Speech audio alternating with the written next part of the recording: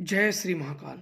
शिव साधना, शिव दर्शन साधना करने के लिए आपको काफ़ी चीज़ों का करना होगा और काफ़ी चीज़ों का ज्ञान होगा। गुरु, शिष्य, मंत्र और शिव योग। आज बात करेंगे शिव योग के बारे में कि उनको योग ध्यान कैसे किया जाए, भगवान शिव को प्राप्ति के लिए योग और ध्यान कैसे किया जाए। सर्वप्रथम आप लोगों को चुनना है एक पहाड़, एक ऊंचा स्थान। पहाड़ अति उत्तम है। पहले नंबर में पहाड़ आते हैं। पहला सबसे ज़्यादा फल मिलता है पहाड़ पे। सिद्धि और शक्तियों का कई हजार गुना। अन्य शमशान ही है, शमशान शक्तियाँ। अब अघोरी, वो अघोरी नहीं है जो ये बोलते हैं करा देंगे, बैठा देंगे। ये तो सिर्फ ऐसे बैठा देते हैं। इन्हें ना तो सिद्धियों का पता होता है, ना साधनाओं का ज्ञान पता होता है, बस बैठा ही देते हैं। इसीलिए तो सिद्धियां नहीं प्राप्त होती हैं। अन्यथा एक बार क्रियाओं में बैठ जाओ तो बिना शक्ति प्राप्त किए अब हट नहीं सकते हो। उसमें हटने का मतलब है कि आप अपना सर्वनाश कर लोगे, क्योंकि आधी अधूरी जागी हुई शक्ति वो सदैव विनाश कर देती है। वो समस्या का वंश तक का नाश कर देती हैं। अगर एक बार साधना में लग गए, अघोर साधनाओं में, तो छोड़े तो मारे जाओगे और अपने घर का भी अंत कर लोगे। और ये शक्तियाँ कोई भी हटा नहीं सकता है, क्योंकि गुरु के माध्यम द्वारा जो शक्तियाँ जागती हैं वो विचित्र होती हैं और उन्हें गुरु का संरक्षण प्राप्त होता है, क्योंकि वो अपना वचन रखेंगे कि आपने मुझे जगाया है, वो नहीं लिया तो ये मार देती हैं। फिर अन्य गुरु या अन्य कोई साधक इन्हें हटा नहीं सकता है, क्योंकि बात की गरिमा होती है। अब शिव योग के लिए आपको सर्वप्रथम पहाड़ पे, दूसरा होता है सरोवर, तालाब हुआ, जहाँ कोई जल्दी मैला न किया, उससे कोई हगा मूत नहीं है, हग देते हैं, तो ऐसी चीज़ वहाँ ना हो। ऐसे स्थानों का चयन करें, अन्यथा पहाड़ सबसे बेस्ट होते हैं। और दूसरा नंबर पे तालाब और नदी। और तीसरा हो गया घर की छत, घर में नहीं, घर की छत। और मतलब घर की छत तो बिल्कुल ना के बराबर ये सब होते हैं, लेकिन सर्वप्रथम पहाड़ पे अति उत्तम प्राप्त होते हैं। और तो सब ये कहें कि करने योग्य फल जैसे कुछ ना प्राप्त हो। पहाड़ पे आप जाइए सर्वप्रथम, और लाल लाल आसन लीजिए, और आपको एक लाल लाल ही एक रुमाल की तरह कपड़ा ले लेना है, जो कि बिना सिले हो, और उसको लुंगियों की तरह पहन लेना है, जिससे कि आपको हाथ पैर टांग फैलाने में कोई समस्या ना आए। वो वहाँ जाइए और एक आसन लाल कलर का चटकदार बिछाइए। चटकदार बिछाने के बाद सूर्य देव को सामने उगे ना हो, इसके पहले सामने पत्थर पे, क्योंकि पहाड़ पे पत्थर रहेंगे, और ऐसी जगह पे बैठिए जहाँ पेड़ पालो ना हो, जहाँ से सूर्य उगे तो आपको दिखे, उगते समय उनका लाल वो चीज़ आपको दिखे, वो आपको देखें। देखने के आप जब वहाँ बैठ जाइए, और आपका कुछ नहीं करना है। ओम, ये ओम बोलते हुए आपको बहुत गहरी सांस लेनी है, और यह महसूस करना होगा कि आपके सांस एकदम नाभि तक जा रहे हैं। से आप बैठे हो, नीचे से ओ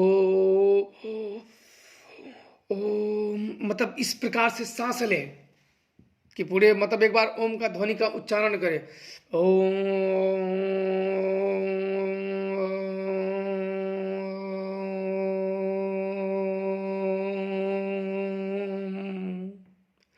एक बार ध्वनि की, ओम की ध्वनि के कंपन पे जो आप बोलोगे, ओम काफी लंबा खींचोगे, इसके ध्वनि के कंपन पे आपको ध्यान केंद्रित करना है, और अपने शरीर में इस कंपन को समाहित करना है। शरीर में कंपन समाहित करके फिर आपको एक बहुत लंबा ओम का शब्द उच्चारण करके पूरे ऑक्सीजन को, हवा को अपने अंदर खींचना है, और फिर आपको रोक लेना है, अंदर ध्यान रोक लेना है, और तब आपको पूरा सूर्य देव पे केंद्रित करना है। सूर्य पे केंद्रित करोगे, फिर 2 मिनट के बाद ये तब तक करना है जब तक सूर्य उग ना जाए। जब सूर्य उग जाए, फिर सूर्य को एक बार हल्के में ही एक बार त्राटक करो, जब वो उगे तभी उन पे त्राटक करो, और इतना त्राटक करो कि वो पूरे एक बार टक में ही कोशिश करो कि वो उग जाए, फुल हो जाए।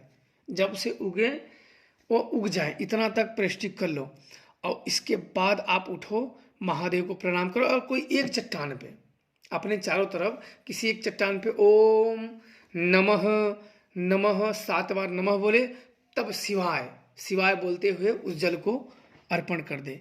फिर वहाँ ओम नमः शिवाय बोल के एक अपने आसन जहाँ बैठे हो 7 चक्र मारें, उसको 7 घेरा मारें, और फिर अपना जो कपड़ा पहन के आए हो वो पहन ले। कपड़े में एक लाल कपड़े के अलावा एक अंदर बनियान पहन लो, इसके ऊपर सूत ना हो। सूत का मतलब नहीं कि सकड़ी ना हो, हाथ में मौली धागा ना हो, मतलब कुछ ना, बिल्कुल फ्री हो। वहाँ से जाने के बाद आप पहन सकते हो, ऐसी चीज़ को रखो कि पहन लो। ऐसे क्रियाएं करोगे, फिर देखो शिव योग में और शिव ध्यान में इतने ध्यानी बन जाओगे ना कि शक्तियाँ आप चलते फिरते महसूस कर लोगे, इन्हें देख पाओगे। लेकिन आपको एक पाबंदी रहती है कि आप इन्हें बता नहीं सकते हो। और यह शिव योग की ज्ञान चक्षु जागते हैं गुरु कृपा से, क्योंकि गुरु शक्ति प्राप्त करनी है तो शिव योग तो आने ही चाहिए। जब तक शिव योग नहीं आएंगे आप शिव की कृपा कैसे प्राप्त करोगे? शिव को पाने का पहला माध्यम तो होता है शिव योग। मंत्रों से तो तुरंत बुलाओगे, हाँ शिव जी आ जाओ, शिव जी आ जाओ, तो क्या शिव जी इतने आरामदायक है कि आगे? हाँ, एक बात है कि भगवान शिव की देवता लोग क्यों साधना उपासना करते हैं कि महादेव को प्रसन्न करते ही आप देवताओं को भी भगा दोगे। आपने देखा होगा कि महादेव को प्रसन्न करने वाला सभी को मार पीट के भगा देता है, जब तक वो बिल्कुल ज़्यादा गलत ना कर दे, अदम अत्याचार, जो कि वो अत्याचार महादेव को क्रोधित कर दे।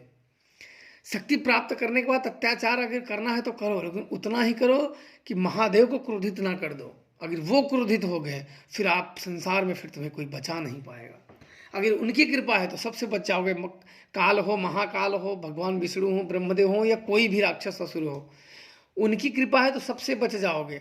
और उतना ही काम लोगों को दुखी करो कि महादेव क्रोधित ना हो। अगर करना है तो मेरे हिसाब से तो मत ही करो। महादेव क्रोधित हो गए तो फिर समझो उससे वो क्रोधित हो गए, जिस बात को लेकर क्रोधित हो गए उस चीज का सर्वनाश हो ही जाना है। उसे जलना है तो है, शरीर पे, सुख पे, जिस पे वो क्रोधित हो गए उसे जल जाना है, वो खत्म है, वो अपना अस्तित्व समाप्त कर लेगा। तो इसलिए शिव योग उस पर्वत पे करने चाहिए, ऊंचे पर्वत पे कैलाश निवासी, आया तेरे दर पे दासी। ऊंचे पर्वत वहीं होता है भोले बाबा का स्थान, और पर्वत ही सर्वोपरि है। जिसके पास पर्वत नहीं है या जिसके पास ऐसी सुविधाएं नहीं है, वो समझो क्या साधनाएं करेगा, क्या आराधनाएं करेगा। पर्वत वो होने चाहिए जिस पे कई लोगों ने सिद्धियां प्राप्त की हो। पर्वत वो ऐसे नहीं कि कोई खूटे खाटे पे करोगे। अगर उस पर्वत पे सिद्धियां कोई नहीं प्राप्त किया है तो तुम ऐसे बनो कि तुम सिद्धि प्राप्त करो। मेहनत तो करना होगा लेकिन तुम ऐसे बनो तो सिद्धि प्राप्त हो, तब उस पर्वत एक दिव्य पर्वत होता है। मैं अपने पर्वतों पे साधनाएं आराधनाएं करने जाता हूँ, दिव्य पर्वत हैं वो दिव्य पर्वत हैं, उन पे मैंने सिद्धियां प्राप्त की हुई हैं, तो इसलिए मैं उन्हें दिव्य मानता हूँ, तो इसलिए मैं चाहता हूँ। और पर्वत के अलावा ये शिव योग संभव ही नहीं है ज़्यादातर। या तो गुरु कृपा हो, सिर्फ गुरु आशीर्वाद से ही, गुरु ज्ञान से ही अगर प्रेष्टिक कराया जाए तो गुरु के आशीर्वाद से ही शिव योग अपने घर पे प्राप्त कर सकते हो, अन्यथा नहीं प्राप्त कर सकते हो। क्योंकि शिव योग में सूर्य देव को देखना अति आवश्यक है। इतने सुबह उठना चाहिए कि उगते हुए प्रतिदिन सूर्य देव का दर्शन करना है।